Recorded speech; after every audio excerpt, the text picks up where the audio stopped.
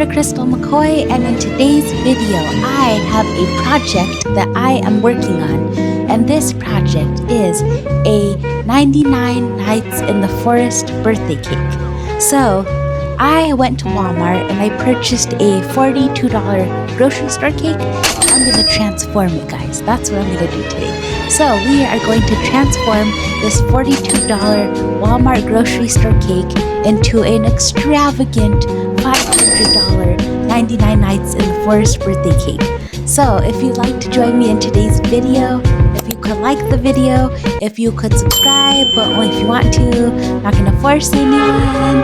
And yeah, let's get into the kitchen and let's get this cake going, guys. Let's do it.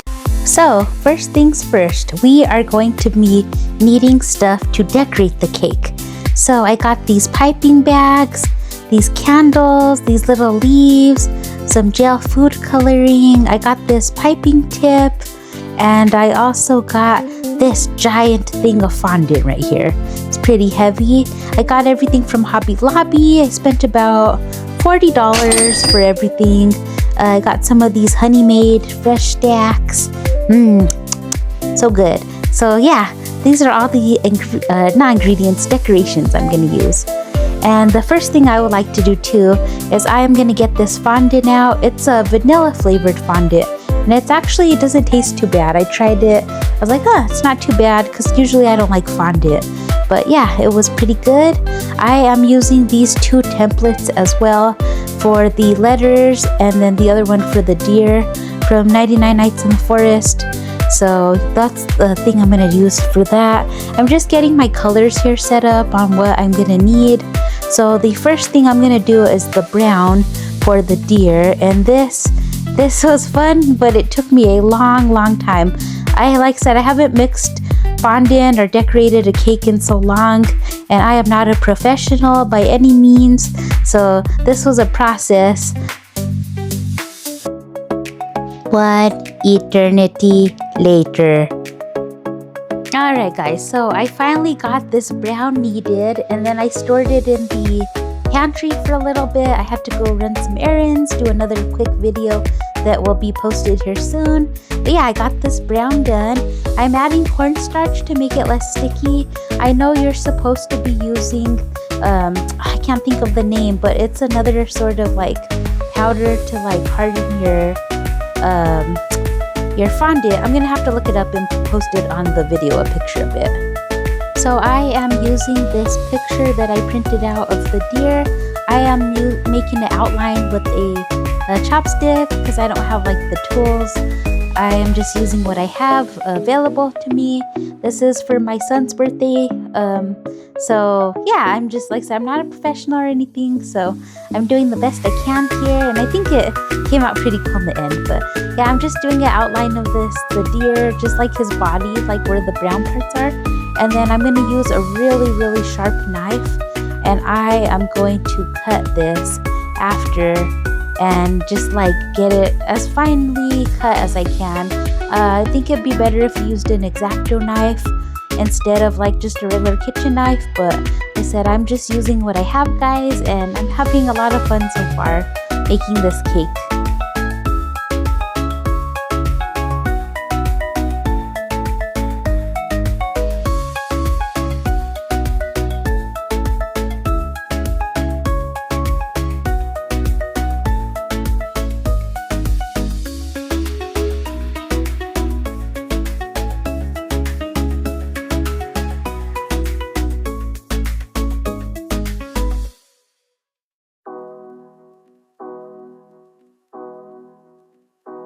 Now it is time to do the antlers on our deer.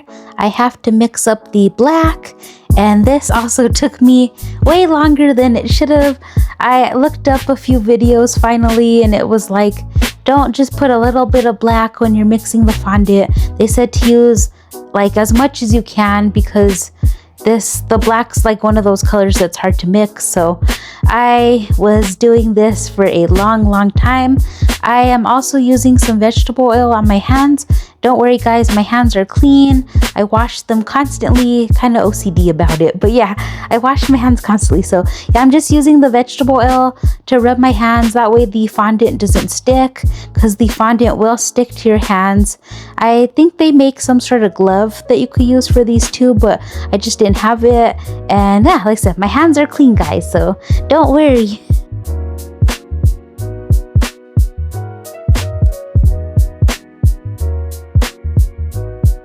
The next day.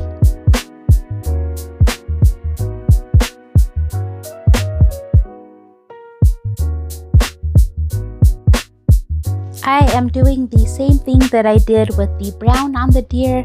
I am outlining the antlers, and I did notice that it was proving difficult to do the antlers, probably just because they're a little bit more fine detail. So this didn't really work for me. So what I'm gonna have to do is, you'll see in the video that I'm gonna have to cut out the like the paper that I printed out of the antler horns, and then I am gonna have to go back over with the knife on top. Yeah, I don't know why it just didn't really work so well. Maybe because the details were a lot finer. So that's what I'm doing next.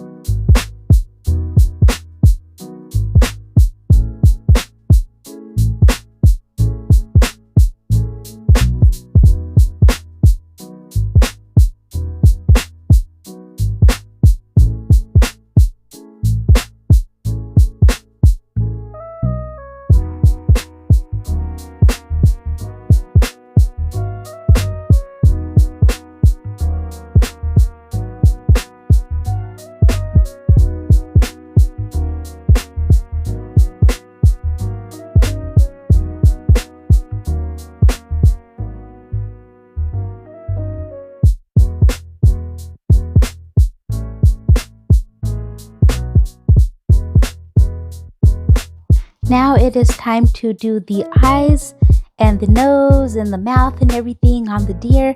So I decided to cut everything out as well. And I have this like lighter brown pre-mixed for the, like I said, for like the mouth area and the nose area. Just be very careful when you're using a knife, guys. Like, I cut my finger all the time. I actually was cooking today and I cut my finger. So yeah, just be careful with the knife, guys. I know that's like a silly thing to say, but I still cut my finger even though I'm trying to be careful. So yeah, just be very careful, especially with like finer, smaller details like these coming up for the eyes and the nose and everything. Ridiculous. I'm sorry. Oh, that's all right.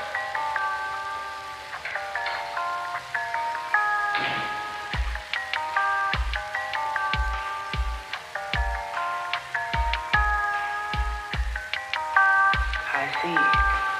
Well,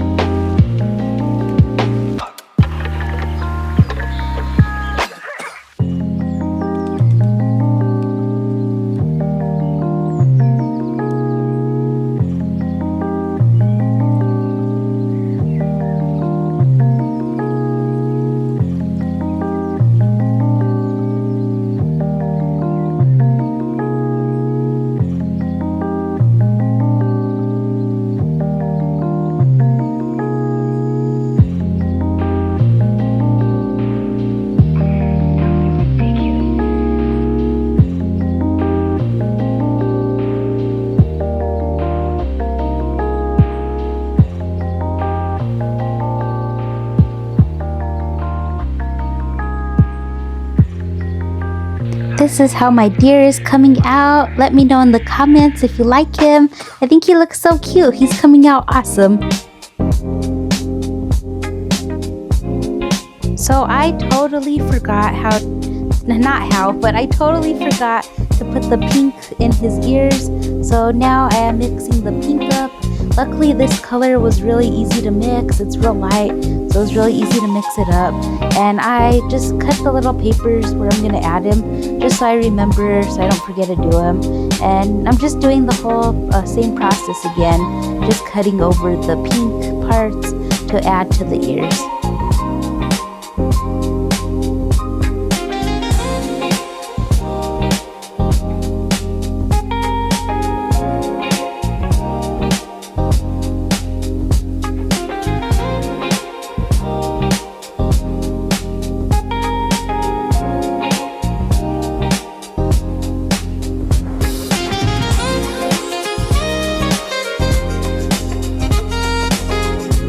The next step for the fondant is to get a little tiny bit of vegetable oil and a clean brush, a flat brush to be precise, and I am going over each piece.